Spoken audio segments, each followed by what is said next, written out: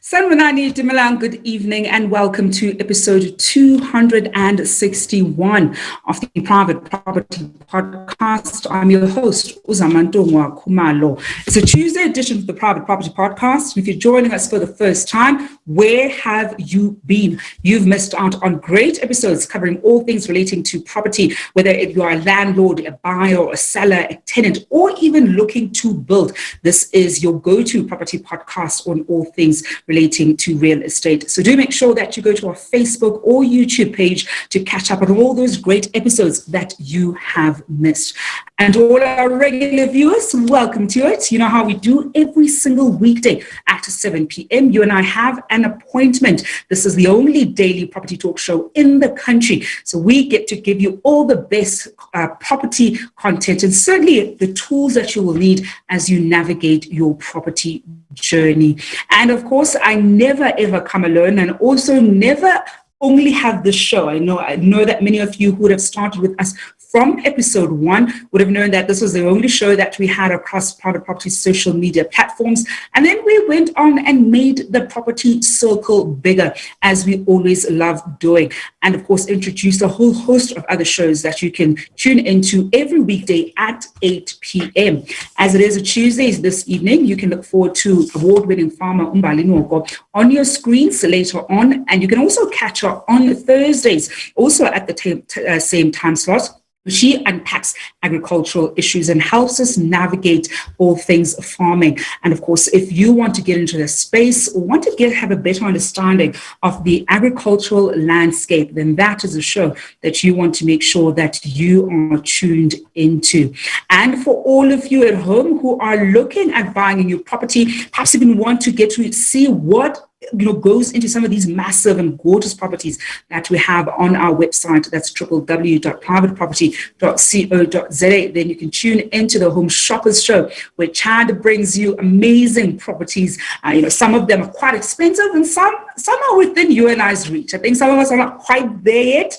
And when he does profile the more expensive properties, I'm always like, okay, so this is what I can look forward to in the coming years. I'm almost getting myself ready for staying in those multi-million rand properties. And you can catch him every Monday and Friday at 8 p.m. You can also see the great videos that he does on our TikTok account, of course, as you follow us on social media. Somebody else that you can find on TikTok is our presenter for the First Time Home Buyers Show, Cilna, and you can catch her every single Wednesday at 8 p.m. She's always in conversation with people who have walked that first-time home buying journey and have gone on to grow their property portfolios from strength to strength. Well, those are some of the great shows that you can look forward to. Remember to go to our website, www.privateproperty.co.za, and to make sure that you look under particularly the advice section. That's where you're going to get a great snapshot of some of the property knowledge that you probably might not be aware of, or certain gaps in what you know and want to know a bit more about. And talking of websites and social media, follow us, of course, across our social media platforms. You can follow myself at Zamantungwa_K on Twitter, as well as on Instagram.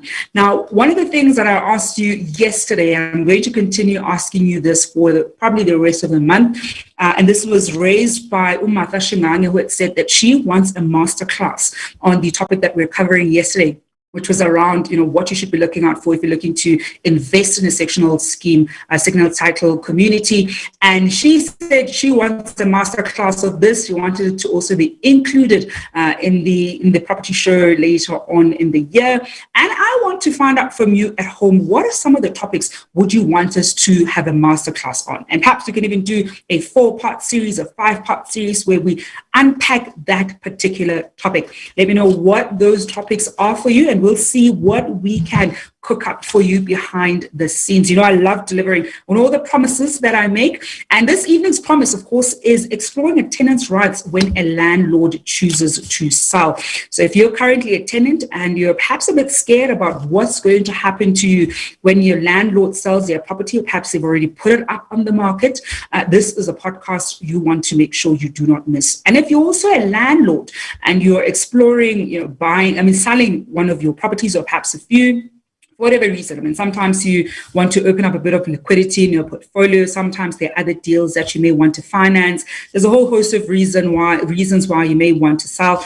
Nicely enough, you don't need to share with anybody. This is also the show you want to make sure you don't miss, because you want to make sure that whatever you do is in fact within the ambits of the law, and you don't go breaking laws and telling your tenant they need to move out tomorrow because you want to put the property up for sale. You cannot do that. So please do not do that. We're going to break down what would happen in the event where there is a lease in place, and in the unfortunate instance where there isn't a lease in place. And I say unfortunate because one of the big tips we always give you is make sure you have a lease, especially as a tenant. I mean, I know landlords will probably always want that as a tenant. Make sure you're empowered, ask for a lease. Don't just go with the verbal agreement, because at the end of when you want to move out, you want to be able to have, a piece of paper that's legally binding, that you can always refer to when dealing with your landlord. Now, of course, the guest that is joining us this evening, many of you know her. We've had her on the show multiple times, one of our regular experts, Cilna Steyn, who's the managing director at SSLR Attorneys. Cilna, good evening. Thank you so much for joining us.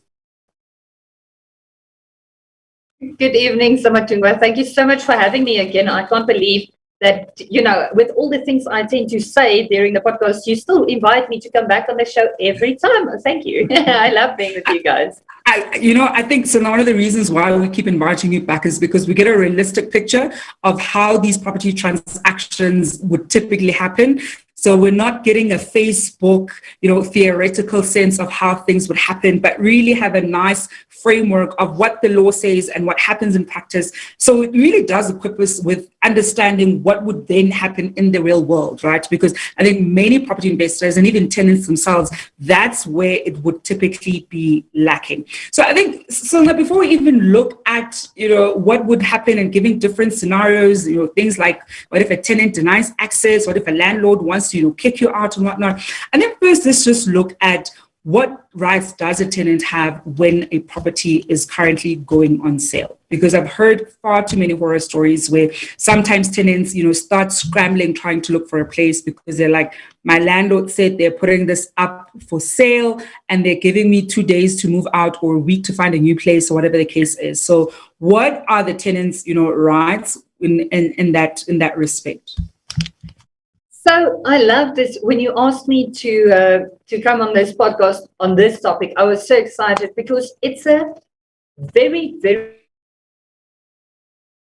very relevant topic. It's always been a relevant topic, now more so than ever before. And the reason why I say that is a lot of people are selling at this stage. Either they are selling because they can't afford the property, or they are selling because, and I do not recommend this per se, but people are doing this because of the low interest rates. They can afford more expensive properties.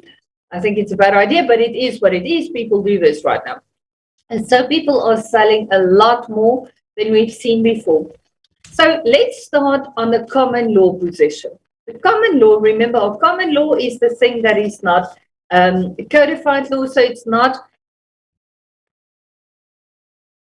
written in a form of legislation, so there's not an act that says this, but where this comes from is, this is the way our law's been established through Roman Dutch law. So this particular part of the law is a very clear Dutch law thing, because the term we are using here is Dutch, clear Dutch, but luckily, thank goodness, if we look at me, we can see I have a strong Dutch heritage, so at least my pronunciation, I can say things like Koggelmander also, but I can also say hier gaat voorkoop. So hier gaat Koggelmander, for everybody's benefit, this is not a legal term. Hier gaat voorkoop, however, is. So hier gaat voorkoop means that a lease agreement will always go with this sale. It's before this sale. So here, meaning rent, gaat goes before voor koop, sale. So rent goes before sale. Thank goodness we don't say words like that in English, because that's a sentence that my grade 5 English teacher would come back to me right now and be like, okay, you missed it. So hier gaat verkoop has the implication that when there is a lease agreement in place, so for the benefit of everybody right now, that lease agreement, remember, doesn't have to be in writing. So right now I'm talking even verbal agreements, written as well as verbal agreements. The principle of huurgaatverkoop will apply. Huurgaatverkoop applies to commercial as well as residential property. So any property, any type of lease, huurgaatverkoop will apply. This principle simply says that the lease agreement that's in place, regardless of the form that it's in, will remain even when the property is sold. What that means is, on transfer of the property, the purchaser becomes the landlord. We don't need to do a cession agreement. We don't need to do an addendum of sorts. This happens by way of law. So the Latin term for that is ex lege. Ex lege means simply by way of law. This is the way the law works. On transfer, the purchaser becomes the landlord. So what that means is the landlord purchaser, they must perform all the obligations that the landlord has in terms of this lease agreement, but he's also entitled to the benefits in terms of this lease agreement. So now the landlord will receive, the purchaser, who's the landlord now, will receive the rent instead of the seller who was the landlord, and the lease agreement will continue. This is the standard common law position, but we do have a lot of laws and legislation around that. So I will pause and let you guide me in how you want to break it down into the different kind of categories that you have in mind for tonight. And so I think that's a great starting point, right? So to understand that certainly from a starting point, in the event where you are maybe 3 months into your 12-month lease and your current landlord, who's the owner of the property, decides to put that property up for sale, you can still stay in that property for the duration of the lease. And the property can be sold, let's say by month 6 of you staying, that's when transfer happens, or maybe by month 10. So for those additional 2 months, you're still legally able to stay being the tenant for those 2 months, because the new owner would have essentially inherited you as a tenant. Before we go to the part, Cilna, where perhaps a landlord might say, but well, it's my property and I want to sell it. And one of the provisions, let's say they've got a buyer now, and the buyer says that they want to take over it with empty occupancy. They don't want anybody in there or any tenant in there. How do you then work around that? Because I've seen, particularly in this market, where certain sellers are slowly getting more and more desperate because they want to offload that particular asset. They may not be able to afford it, or as you're saying, sometimes they're eyeing a slightly more expensive property, so they need this to get off their books so they can afford the other property. And the purchaser, that the potential purchaser that is, that qualifies and that's very interested in this property, they want empty occupation. They don't want a tenant, in place. And it might be for whatever host of reasons. It might be because they want to personally move in. I know some property investors who don't want to inherit a tenant. They want to vet their own tenant and vet them through their own matrix. So they don't want to have to inherit somebody else's tenant who may not have been, vetted to their level of quality. What then happens, or what can potentially happen in the event where, as the potential purchaser, you're saying, I want this property empty, and by the time registration is going to happen, let's assume the tenant is 6 months into a 12-month lease, what is possible for the parties? Because the tenant will say, but actually, I can still stay here for another 6 months. And the seller is desperate to obviously let this go. This is a seller, this is a purchaser who's been pre-approved. They've got the money ready, but their only thing is, I'm not inheriting your tenant. So first, guarantee that occupation will be, when I want to take on occupation, registration, this property is going to be vacant.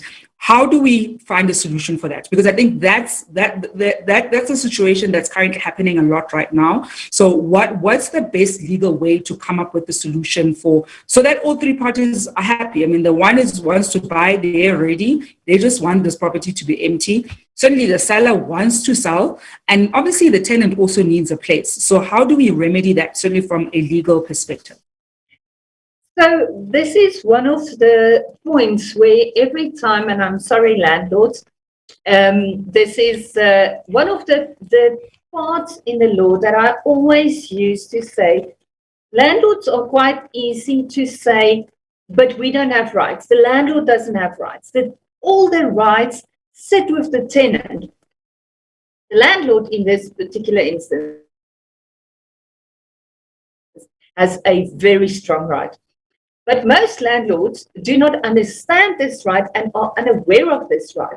And if you don't know about it and you don't use it correctly, yes, then you do not have this right. You have to do stuff to get this right. So the rights I'm talking about is in terms of section 4, 5C. So section 4, subsection 5, subsection C of the Rental Housing Act. So this obviously only applies to residential properties because this is the Rental Housing Act.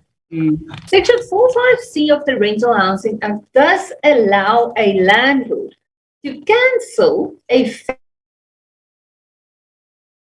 fixed-term lease agreement mid-term on only two conditions. And the two conditions are, one, that provision has to form part of your lease agreement.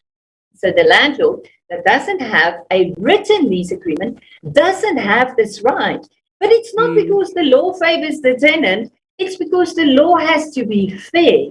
And the law has to give a heads up to the tenant that this right is available to the landlord. And we do that in the form of putting it into the lease agreement. The second condition is the reason for the cancellation may not constitute an unfair practice. Now, in my head, both these conditions are very fair, but it is a very onerous right for a landlord when you are the tenant. So in a case like that, once again, depending on who you are and in whose shoes you are when you hear the story, you would either say the tenant doesn't have any rights in the South African legal system, or the tenant has all the rights in terms of our law. It depends on who you are and where you are standing and how you are applying the law, how well versed you are in this particular field of law. It is true that both parties receive equal rights in terms of our law, but the landlord does have a stronger right. The landlord has a real right in his right of ownership, where the tenant only has a personal right. The true fact of the position is the tenant does have the weaker right. And if the landlord complies with these provisions in terms of section 45C, you may cancel the lease agreement. So let's just quickly look at what these two requirements mean practically for us. A, the requirement that says the lease agreement must cater for this means if you look at something like the TPM leaseback lease, I'm sorry, that's I know the widest used one, so I know most people will know what I'm talking about. And since I can recall those clauses from top of my head, I can point you to it. In terms of section 22 of that lease, it does allow for cancellation by the landlord in a situation where he wants to take occupation of the premises or he wants to sell the property. So neither one of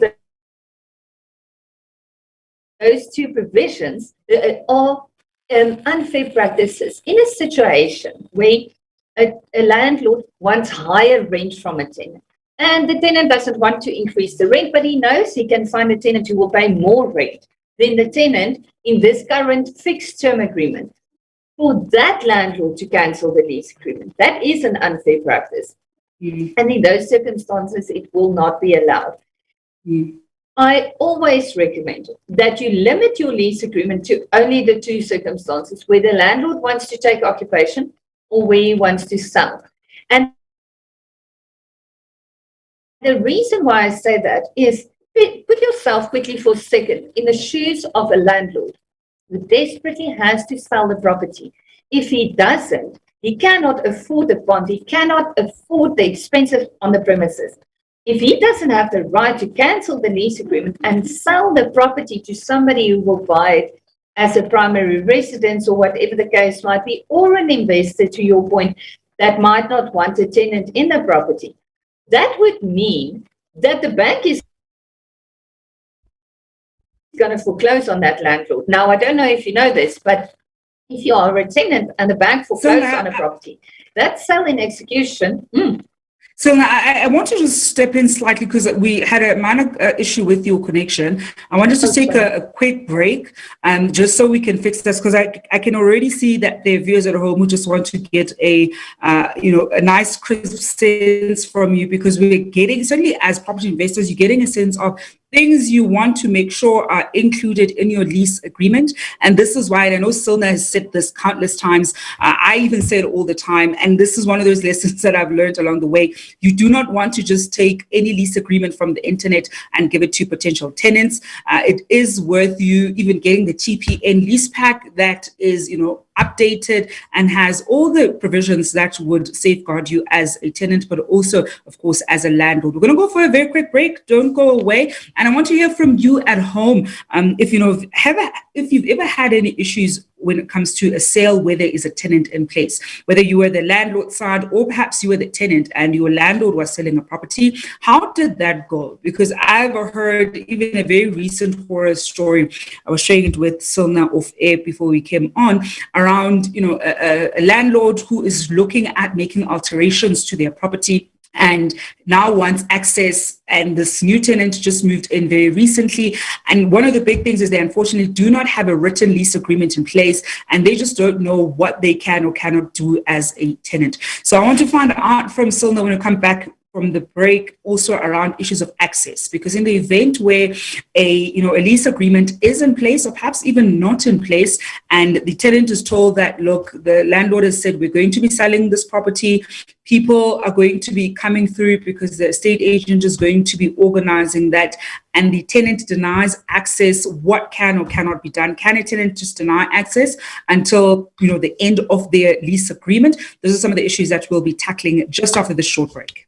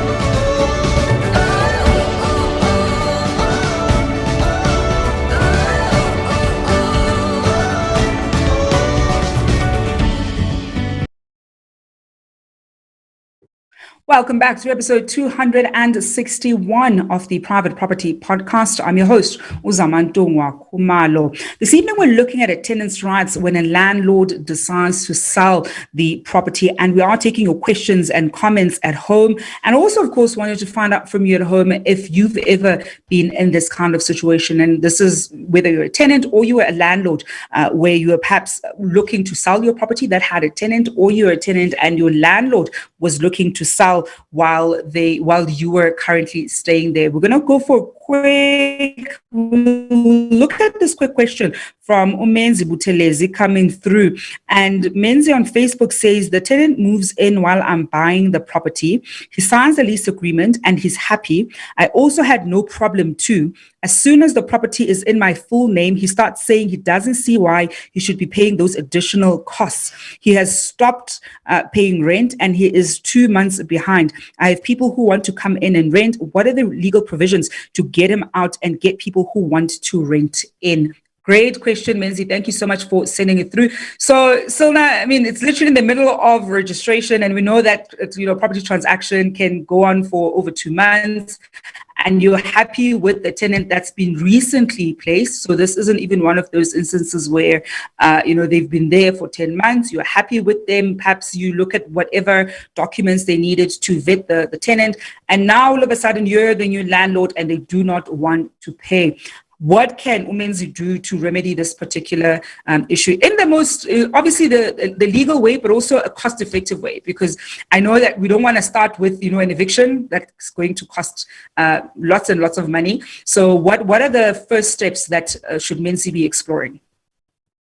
Brilliant. So I do like the question, and my answer would be exactly the same. Whether the tenant's on month 10 of a 12-month lease agreement or week 3 of a 12-month lease agreement. And the answer is, when you are the landlord, whether you are the landlord because you've always been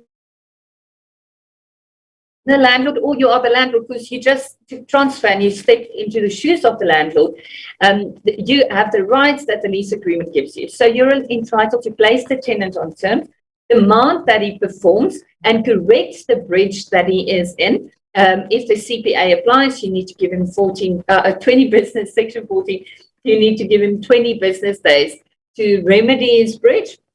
And if he doesn't, you can cancel, but you can't lock him out or disconnect his power or anything. Unfortunately, if you cancel and you demand that he vacates immediately, which you're allowed to after you gave the proper notice in terms of either the CPA or the lease agreement, then you may demand that he vacate immediately. And if he doesn't, the only option is to obtain an eviction order from court through an attorney, ideally a specialist attorney, otherwise it's going to take forever.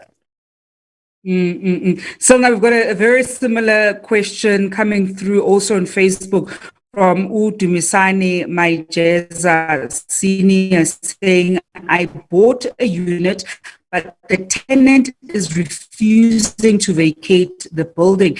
Is the previous owner liable to compensate me the bond installments as well as the levies for the period that the tenant is still? I'm sorry, Zama.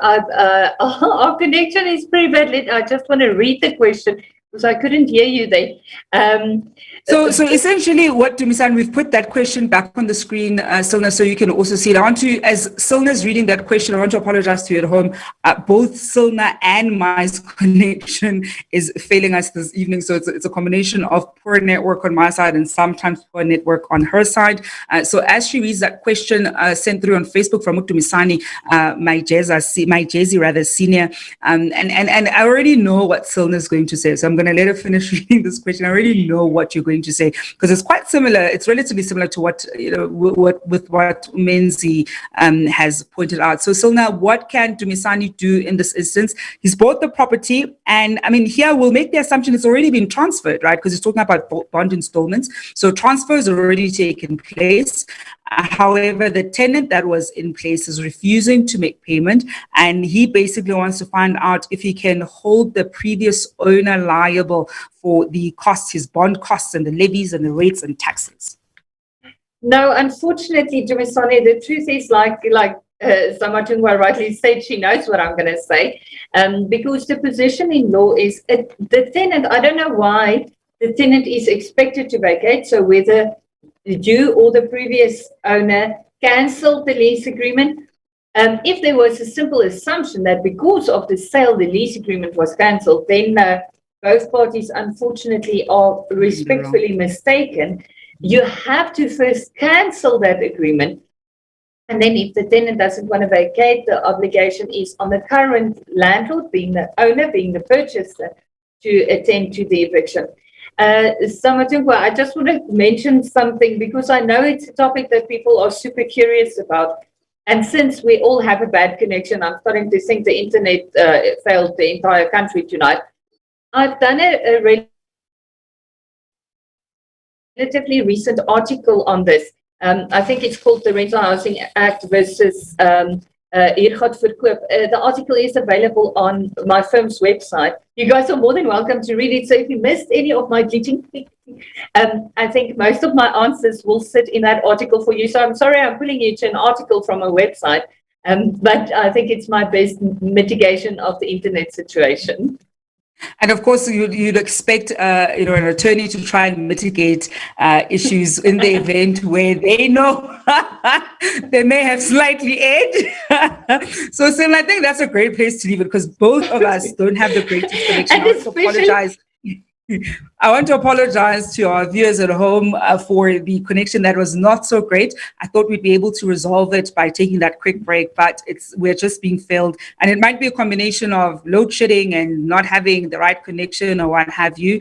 But one of the things, Cilna is a regular expert that we have on the show, so we definitely are going to invite her back on other topical matters. But if you still want answers to this particular question, we have shared the SSLR attorney's website down here below, so you're able to check that out and go to one of the recent articles that Cilna has written that will really greatly answer some of the questions that you might have. Cilna, we're going to leave it there. Thank you so much for joining us this evening. Pleasure. Thank you for having me.